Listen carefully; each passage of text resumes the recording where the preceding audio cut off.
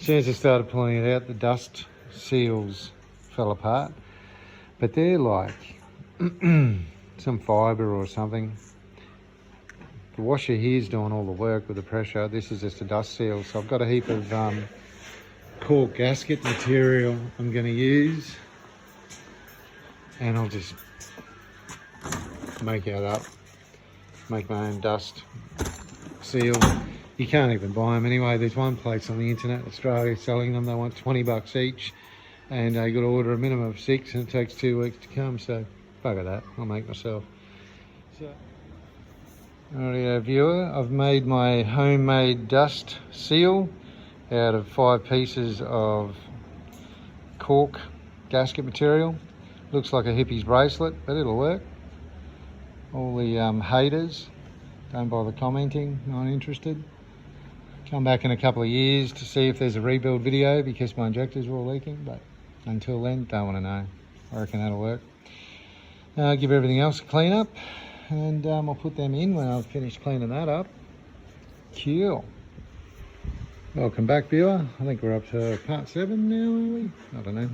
Anyway, so what I'm up to at the moment, I bought myself a VVOR mechanical diesel fuel injector tester. That'll show you whether you've got a good seal and your set pressure for your injectors. So pretty cool thing. Funny thing is though, I had a look, all of my injectors all released at 1600 psi. Right there. Oop, oop. And it should have been going anywhere between 2200 and 1980. So it can be set anywhere between the set pressure, which is for when you've got new parts in your injector, right through to your working pressure, which is 1980.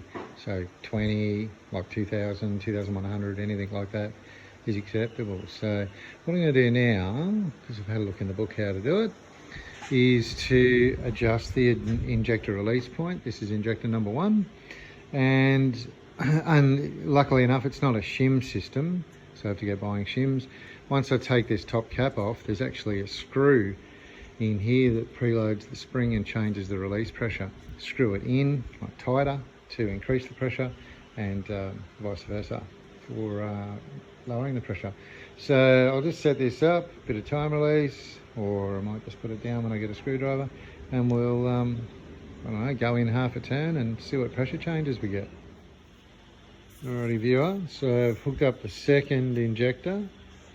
Give her a red hot go, and it's braking at exactly the same pressure. So me thinks there's something going on there, that these aren't the same spec ones that are in the manual, or whoever reconditioned the engine back in Cairns back in the day has adjusted them differently, or I don't know, who gives. But anyway, they work, and if they're all the same, that's good. So punch on.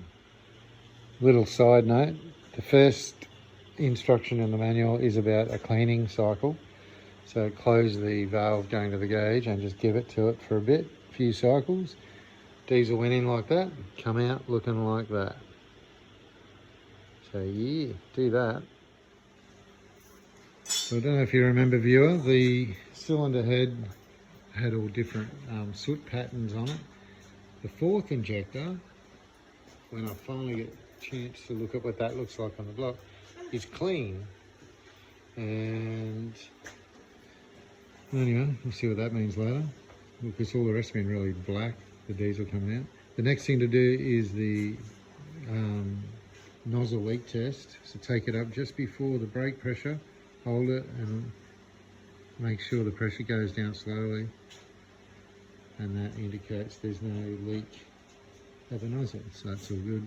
None of them have failed so far, and they're all braking at the same pressure. That's pretty cool.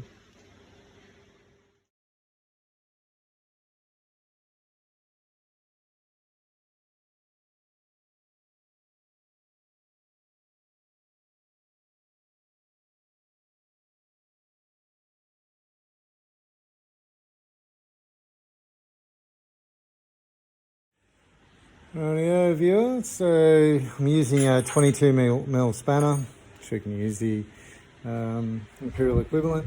I've made myself up a little jig there to hold the injectors, save me damaging them. So I'm pretty rough on the gear. And so let's pop this top cap off.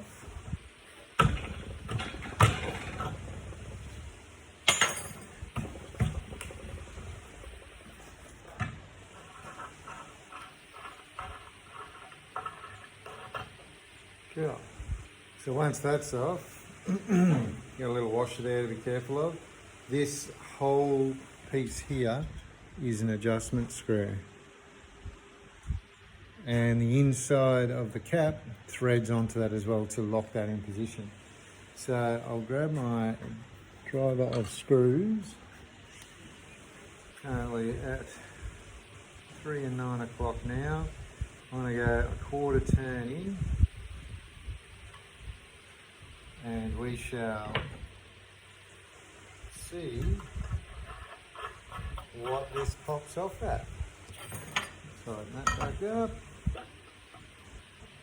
There is a torque setting for this as well. When I finally finish, I will do it to the right torque.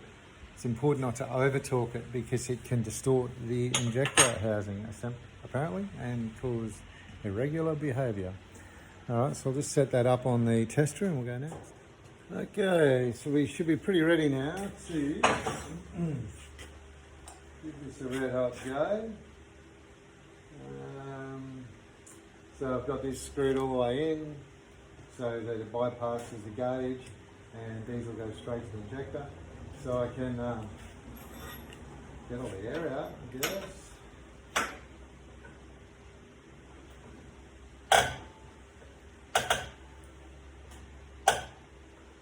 Yep, that's kicking out. A bit different to the way it was working before. A bit of a lighter spray, but a heavier hitting spray. So you'll be able to see where it goes up and then drops really quickly. That's the release pressure. Should be leaking from the top.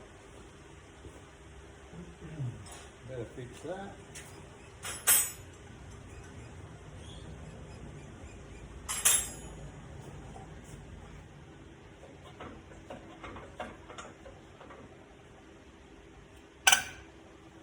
Oh, that's 3,000 it went up to after being at 1,600, and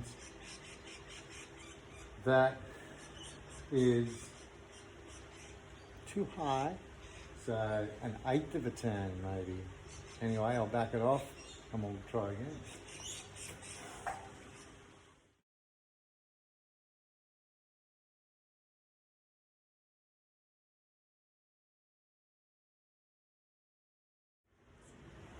Oh yeah, so you would have seen from the photos, I changed it to a much smaller indexing, and we'll see what that goes off at now, in comparison.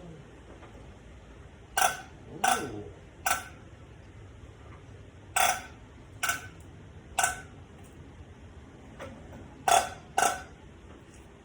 It's actually, I think it's a better spray. It doesn't have the strong flow look in the middle. It's more of a fan, and it's going off at just a smidgen over 2,000. So I'm going to go ahead and change them all to that, and then when we've finished making this head beautiful, we can whack them back in and go for gold.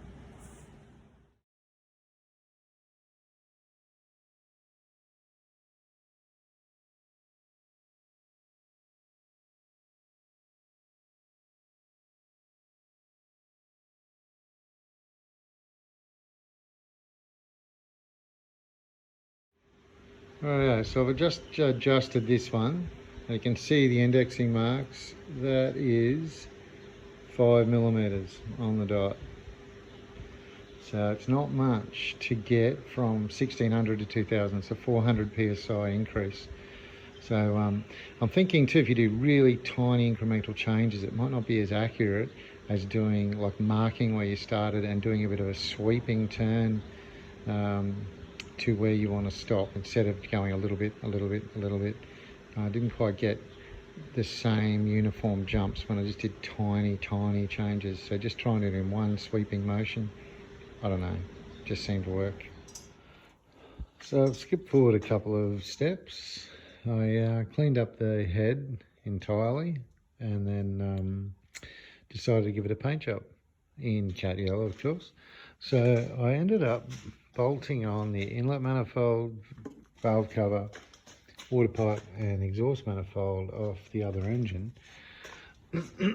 so we could put it onto the block that I'll clean up and paint next, because my other stuff will go on either painted or as machined aluminium look.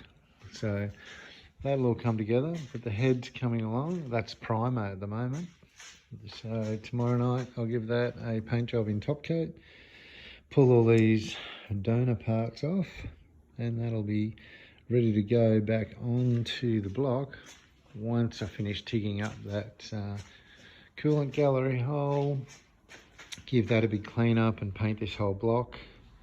Then I can put the clutch on and we're getting a little bit closer.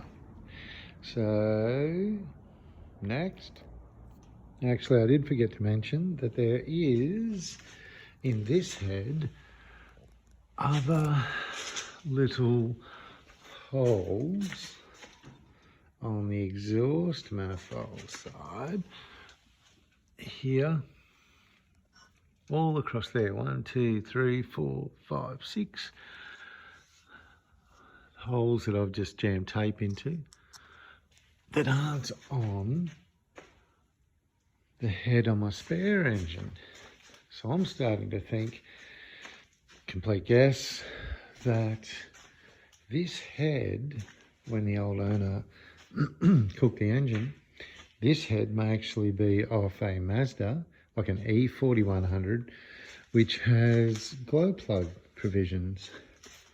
So I might look into that a little bit while I've got the books out, because yeah, I might fit those, because cold starting down here when it's 0 degrees is a pain in the bum.